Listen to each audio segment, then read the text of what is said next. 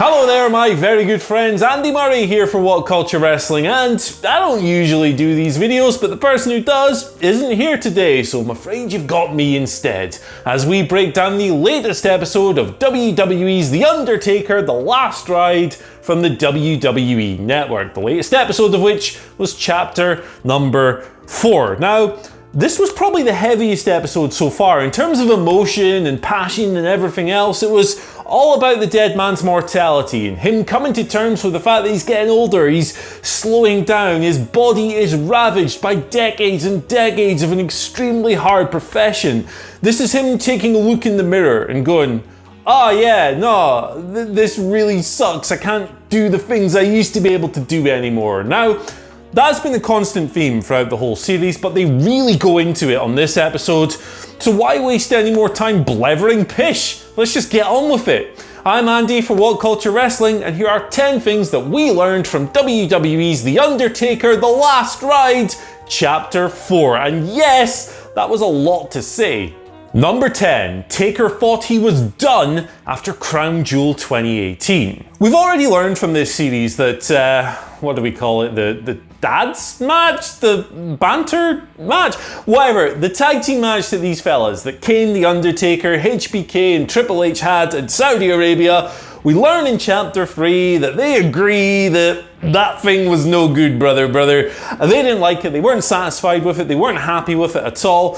But we didn't learn the extent that Taker was hit. We didn't learn just how buried by this whole thing he felt afterwards. He was dismal. We see it in a scene where he's kind of like walking around backstage. The guy legitimately thinks that he might be done. And he speaks specifically on some frustrations at home that bled into the match and prevented him from having fun. Remember, this was supposed to be a fun match for the old guys to just kind of work the crowd, cut loose and enjoy themselves, and it turned out to be one of the most maligned matches of the year. That hit Taker hard, and he was as aware of his own failings as anyone else. This isn't necessarily a new thought, we've heard all about it throughout the documentary series in fact, but this is definitely where it hit home the hardest. To Taker, the thought of kind of being a little bit over the hill and not quite at his best anymore was getting old. Much like the man himself. Number 9, the footage of his early days is priceless. One of the coolest things about this series is that we get to see loads of unseen clips from back in the day. Taker will be cutting a promo, he'll botch his lines and he'll have a laugh, he'll tell a fart joke with Kane, or his wig will fall off like Kane's did at Crown Jewel.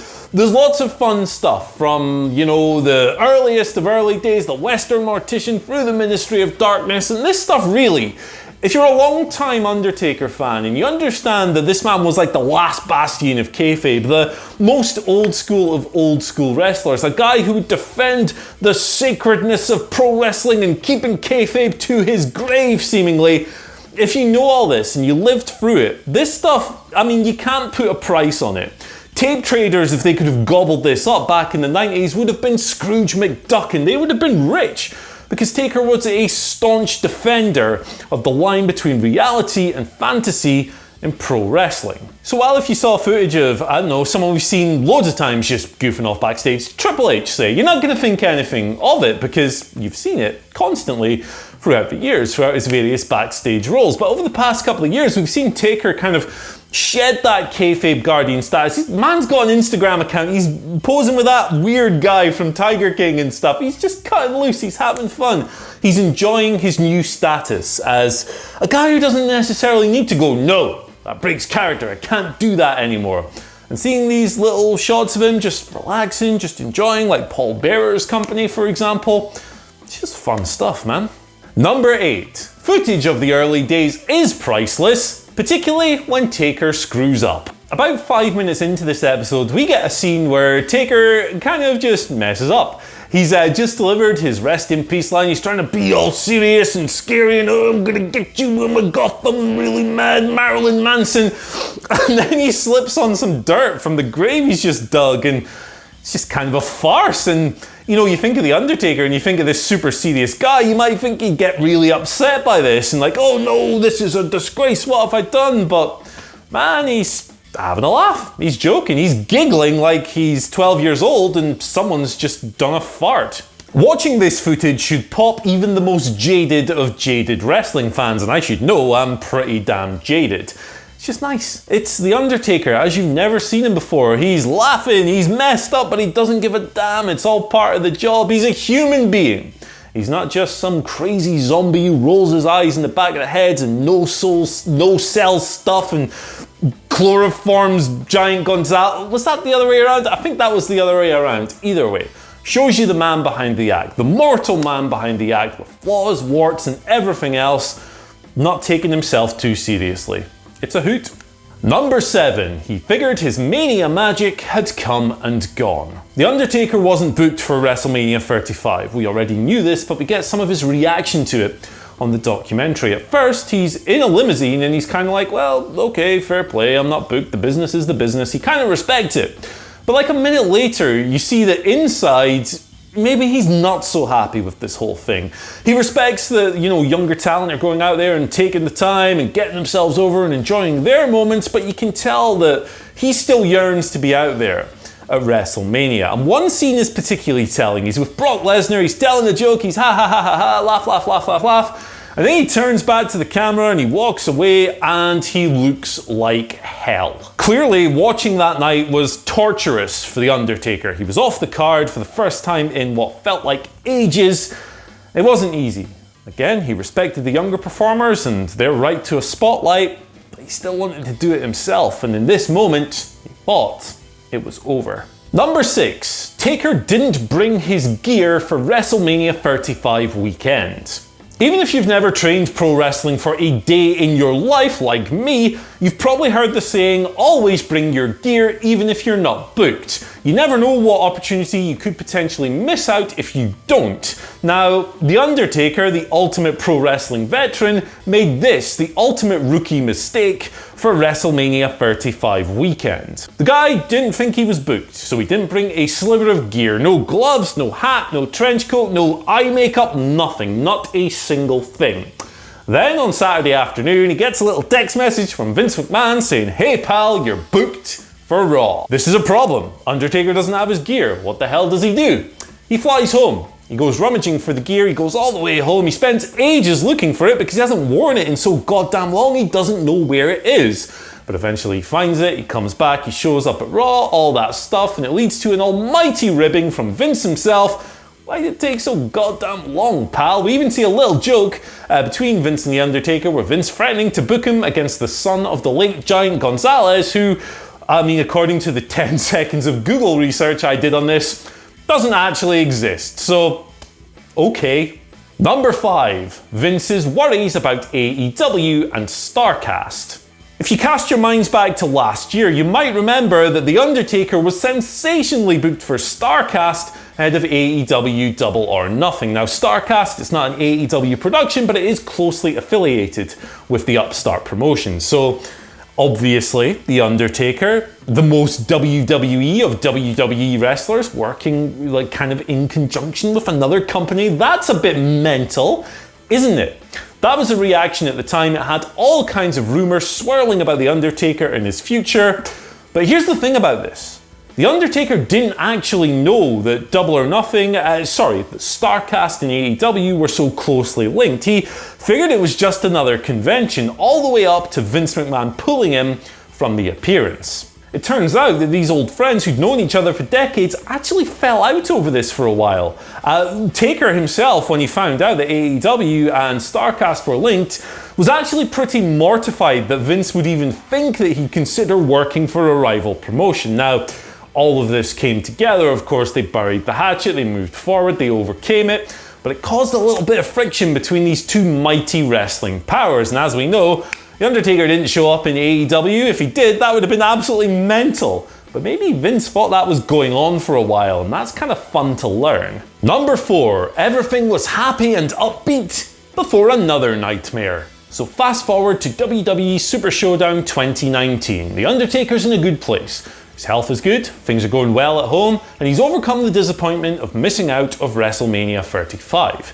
Gets the opportunity to face Bill Goldberg, and while we all know what happened with that match and how it kind of unraveled very quickly, initially The Undertaker was delighted about the opportunity to face Big Bad Bill in Saudi Arabia. The Undertaker was jazzed up, he was hyped, he was really looking forward to the prospect of going over there with Goldberg and putting on a show in, I guess, what you'd classify traditionally as something of a dream match. We see this in footage of him kind of larking around backstage at Raw. He's feeling good, ready to go and have just a fun old guy match. You know, those are possible. Triple H versus John Cena in Saudi Arabia was genuinely really good. But, as we all know, the dream match became a nightmare rather quickly. Goldberg concussed himself. It was a horrible, horrible situation. But it's kind of cool to see how jazzed up The Undertaker was for the match beforehand until, you know, the pieces started moving. Number 3, what he was thinking on the flight home from Saudi Arabia. We get a reflective period from The Undertaker as he's making his way back from Saudi Arabia to the United States. And of course he's disappointed, right? We saw the jackhammer in that match where Goldberg dropped him on his head, narrowly avoiding serious injury. Of course Goldberg was concussed. There's levels to all of this, but The Undertaker's not in a good place. He's just kind of stumbled his way through another really disappointing match. His neck's sore, his back hurts, and he's thinking once again, maybe I should just call time on this. Maybe I'm done. An interesting facet of this is that he doesn't pin all of the blame on Goldberg's shoulders. He takes a lot of it himself, and that kind of speaks to the caliber of professional we're really dealing with here. But there was a big internal conflict with this as well. He'd signed on with Vince to work at least one more match at Extreme Rules, and he was just kind of sitting there thinking, man, can I do this, or is there a way I can get out of this? But, you know, when you're a professional, you don't want to break your promise to your boss. It was a real conundrum. But as we all know, he did get to Extreme Rules, and the Graveyard Dogs was a thing, and that match, that was bloody awesome. So, safe to say he did the right thing. Number 2, I should have left with you. Those are the words said from The Undertaker to Shawn Michaels, speaking specifically about their epic match back at WrestleMania 26. It was Shawn Michaels' retirement match. I think if you're watching this video, you know, it's one of the greatest of all time, right? It's one of the all-time WWE classics. And looking back on it, when he's conversing with HBK, when he's feeling all reflective and maybe thinking of some of the not-so-great things that have happened in his career since then, The Undertaker's thinking, you know, that would have been a pretty good time for me to bow out as well. Now, of course, that would have been an absolute bombshell. 2 of the all-time legends retiring on the same night, that would have had people in tears. People would have been a mess, and for good reason. Now, if you analyse where The Undertaker's career has gone since then, we've had some great matches, right? We've had the CM Punk match was absolutely tremendous. We've had the Graveyard Dogs, of course, even all the way up to the Boneyard match, which was just a really inventive way to preserve The Undertaker at this advanced stage in his career. We'd have missed out on all of that, but at the same time, we wouldn't have had things like the Saudi Arabian matches and other things that haven't necessarily been that kind to The Undertaker and his legacy. But at the end of the day, you know, we get this speech on here that's really appropriate from Triple H about chasing the dragon and not necessarily knowing when to quit. For certain wrestlers, stepping away from that limelight can be really, really difficult. And I think when you've got the amount of stock that The Undertaker has, just respect the decision either way. That seems to be what's happened here. And here we are, like a decade removed from that Shawn Michaels match, and he's still going strong.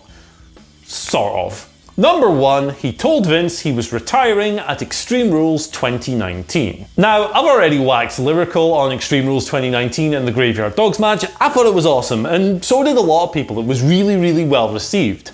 So it might come as a surprise to learn on this episode that in Undertaker's words, he didn't feel like he was really there anymore after competing in the match. You look at Vince McMahon's reaction and it's clear that this took him by surprise as well. But he listened, he was kind of almost hypnotized by what was going on around him as The Undertaker said, look, I've maybe got to start thinking more about my family, my health, putting these things ahead of pro wrestling. I'm putting myself through a lot to be here, as good as that match was. And you get Vince's reply. He respects this man so much and he respects his decision. He doesn't try and talk him off the ledge. He stands there and he says, Mark, I will follow your lead. That really is something else. You don't expect that level of humility from Vince McMahon, but such is the relationship between him and The Undertaker. Now, obviously Taker kept on going, he kept on trucking. Most recently, he had the match with AJ Styles, the Boneyard match, I almost called it a graveyard match, the Boneyard match at WrestleMania 36, which conveniently will provide the topic for next week's season finale. Anyway guys, thank you for joining us today. That was my breakdown of the latest episode of The Undertaker's Last Ride special on the WWE Network. We've got only one episode to go. Let us know what you think. Let us know what you think of the series as a whole, of this episode, and of course of the video. Once you've done that, there's all kinds of options available to you. You can like, you can share, you can subscribe, you can ring the bell for notifications. If you're a Twitter person, you can follow us at WhatCultureWWE, and you can track me down and tell me how wrong I am at Andy H. Murray. Don't do that, I'll probably just mute you. Yeah. Bye!